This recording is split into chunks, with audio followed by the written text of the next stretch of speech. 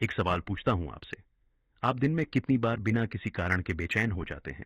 कोई खास वजह नहीं होती, कोई बड़ी मुसीबत नहीं होती, बस मन है जो रुकता ही नहीं। हम में से ज्यादातर लोग यही सोचते हैं कि शांति पाने के लिए कुछ करना पड़ेगा, कहीं जाना पड़ेगा, कुछ बदलना पड़ेगा। लेकिन महादेव ने कुछ उल्टा किया। उन्होंने कुछ नहीं किया और वो सबसे शक्तिशाली बन गए। आज मैं आपको वो तरीका बताऊंगा जो महादेव ने जिया, जिसे कोई नहीं बताता, और जो आपका मन हमेशा के लिए बदल सकता है। सोचिए अपना एक आम दिन। सुबह उठते ही फोन, फिर खबरें, मैसेजेस, किसी की बात, किसी की राय। रात को सोने जाते हैं तो भी मन में वही पुराने विचार घूमते रहते हैं। हम थके हुए नहीं होते, हम मेंटली एग्जॉस्टेड होते हैं।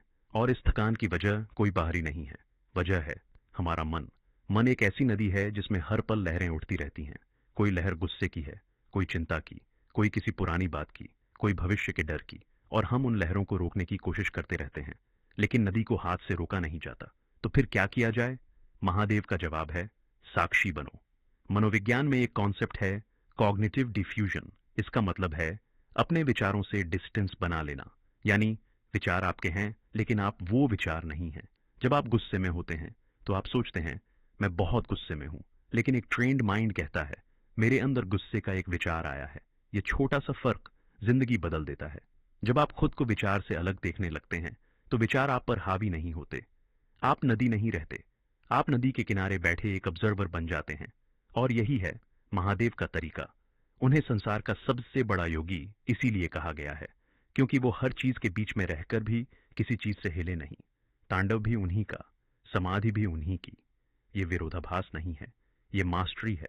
शिव पुराण में एक बात कही गई है, जो अपने मन का स्वामी है वही इस संसार का स्वामी है। महादेव हिमालय पर क्यों रहते थे? इसलिए नहीं कि वहां कोई नहीं था, बल्कि इसलिए कि वहां उन्होंने मौन साधा था। मौन यानी सिर्फ चुप रहना नहीं, मौन यानी मन की भाषा को समझना। वो घंटों, दिनों, वर्षों तक समाधि में रहते थे। क्यों? क्योंकि वो जानते थे, जब तक मन शांत नहीं, तब तक सच दिखता नहीं। आपने देखा होगा, जब पानी बहुत हिलता है तो उसमें अपना चेहरा नहीं दिखता, लेकिन जब पानी शांत हो जाता है तो हर चीज साफ दिखती है। मन वही पानी है, और समाधि वो शांति है। महादेव ने यही सिखाया कि शांति बाहर नहीं मिलती, वो भीतर जाने से मिलती है। एक उदाहरण लेते हैं। आपके बॉस ने आपको ऑफिस में सबके सामने कुछ कह दिया। आप तुरंत रिएक्ट करते हैं, गुस्सा आता है, अपमान महसूस होता है। घर आकर घंटों वही सोचते रहते हैं। अब सोचिए, अगर उस पल में आप एक सेकंड के लिए रुकते, बस एक सेकंड, और अपने आप से पूछते, यह विचार मेरे अंदर आया है, क्या मुझे इस पर रिएक्ट करना जरूरी है? उस एक सेकंड में आप उस नदी के किनारे खड़े हो जाते हैं। लहर आती है और निकल जाती है, आप हिलते नहीं।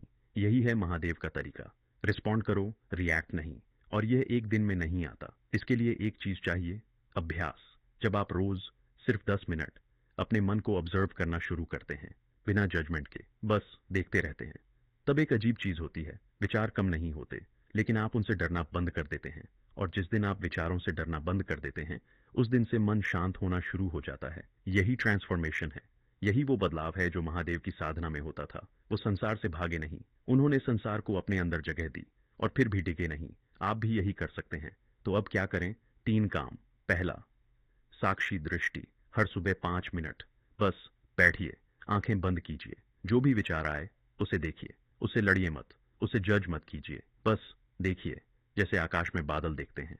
दूसरा, 1 सेकंड का मौन। जब भी कोई सिचुएशन रिएक्ट करवाए, एक डीप ब्रेथ लीजिए, सिर्फ एक। उस एक ब्रेथ में आप ऑब्जर्वर बन जाते हैं। तीसरा, रात का अभ्यास। सोने से पहले एक काम करें, दिन की सबसे बड़ी बेचैनी को याद करें और खुद से पूछें, क्या वो सच में इतनी बड़ी थी? ज्यादातर बार जवाब होगा नहीं। यही है महादेव का रास्ता, सरल लेकिन गहरा। महादेव ने कभी नहीं कहा कि शांति पाना आसान है, लेकिन उन्होंने ये जरूर दिखाया कि शांति पाना संभव है। और वो रास्ता बाहर नहीं है, वो रास्ता आपके अपने भीतर है। हर हर महादेव।